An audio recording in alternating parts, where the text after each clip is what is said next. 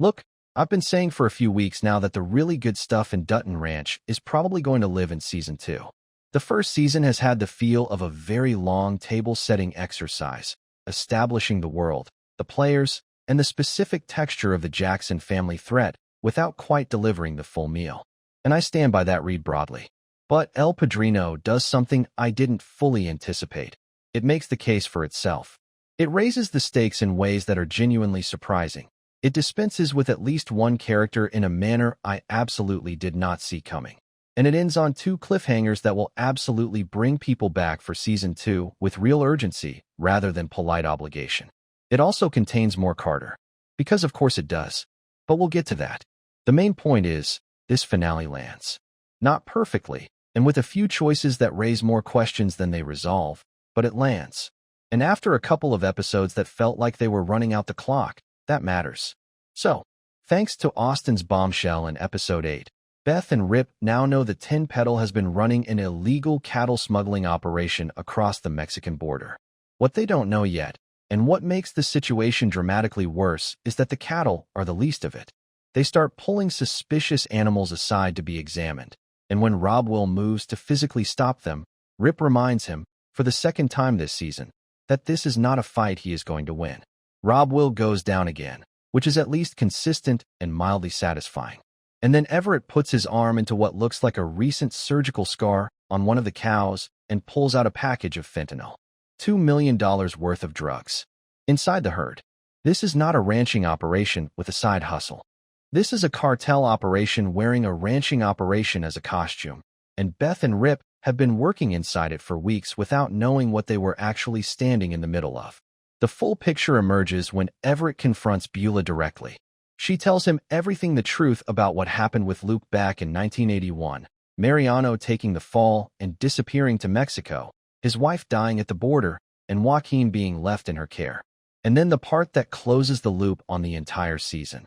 When the ranch was facing collapse, Mariano, now operating under the name Kino and considerably more powerful than when he left, came back with an offer. A partnership. 15 years of drug running, keeping Petal financially alive. Beulah knew. She has always known. Every warm moment with Beth, every negotiation, every conversation where she seemed like a complicated but ultimately survivable adversary. She was running a cartel front the entire time. Everett tells her to leave. He does it quietly.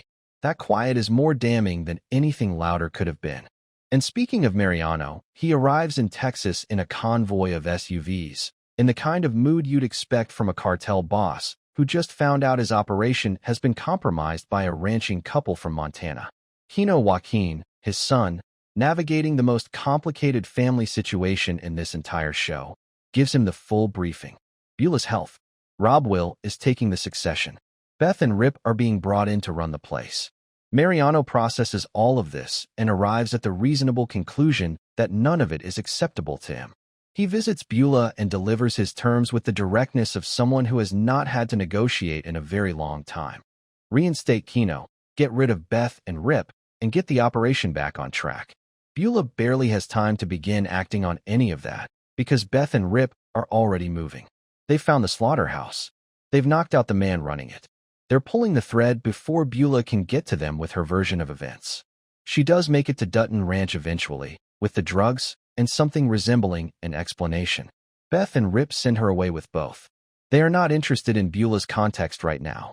They are interested in how bad their situation actually is, which turns out to be very. Here's the development I genuinely did not see coming, and I want to give the show credit for it. Rob Will, who has spent the entire season being the most overtly volatile and exhausting presence in any room he entered, has a genuine conversation with Oreana before the finale's third act. It's surprisingly human. You actually see something in him that makes sense of the person he might have been if his childhood had gone differently. If Beulah had been able to look at him without seeing Luke, if his grandfather had given him something other than ruthlessness as a template. The scene doesn't redeem him, exactly, but it complicates him. Right at the moment you might be expecting him to just be a problem that gets resolved. And then he leaves the room, and Joaquin kills him. Off-screen. At Mariano's instruction? Almost certainly, though the show leaves just enough space for you to work through the logic yourself.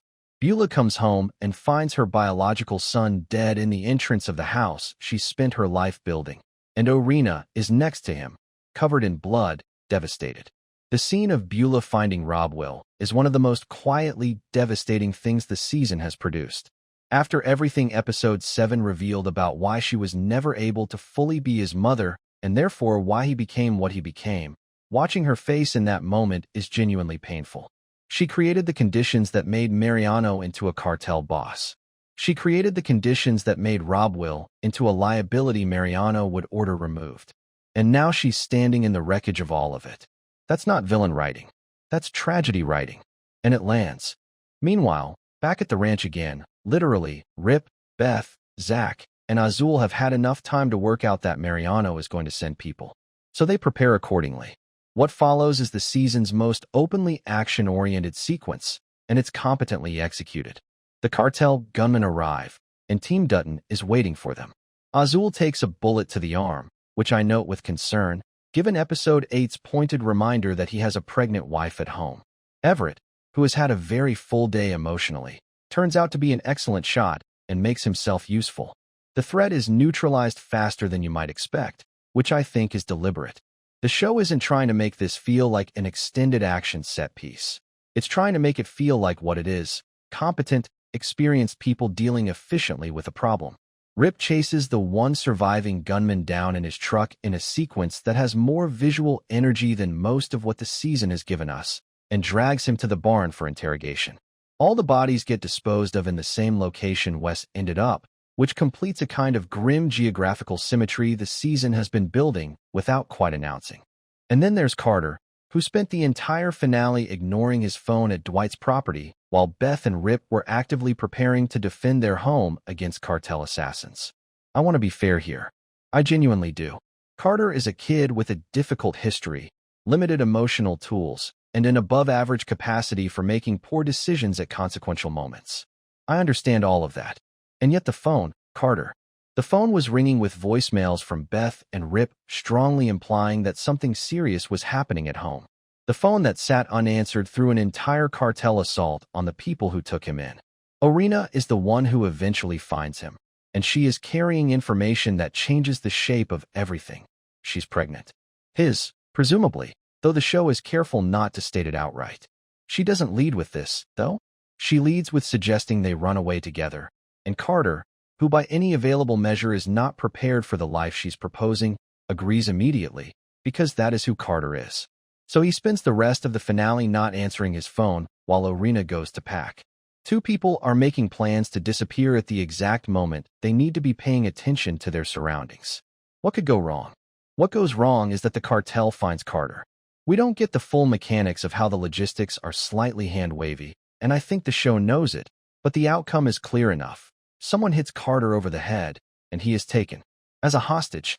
And shortly afterward, Mariano calls Beth to let her know he has her boy, and that this was always going to be the way to get to her.